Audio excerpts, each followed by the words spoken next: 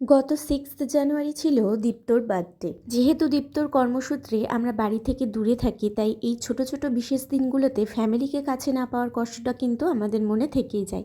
তবে এবার কিন্তু একটা দারুণ ঘটনা ঘটেছিল। জন্মদিনের একদিন আগেই আমরা জানতে পারি যে এই দাদা বৌদি আমাদের বাড়িতে আসছে। আসলে এই দাদা বৌদি এসেছে নর্থ বেঙ্গল ঘুরতে, আর সেখান থেকেই আমাদের বাড়িতে একটু এসে ঘুরে যাবে। দাদারা এসেছিল সানডে, আর ওই দিন তো থাকেই আমার ড্রয়িংয়ের ক্লাস করানো।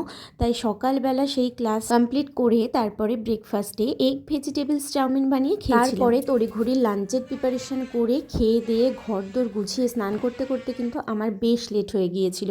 আর পরের দিনই যেহেতু দাদারা বেরিয়ে যেত দার্জিলিংয়ের উদ্দেশ্যে, তাই আমি দীপ্তকে বললাম যে রাত 12টার সময় দেই কেকটা কাটতে, তাহলে সবাই মিলে খুব মজা করা যাবে। আর আমরা কিন্তু ওই দিন রাত 1:30 অবধি গল্প করেছি। পরের দিন খুব সুন্দর করে সাজিয়ে সবকিছু দীপ্তকে দিয়েছিলাম, আর বিকেলে ওর অফিসের বন্ধুদের জন্য পায়েস দিয়েছিলাম।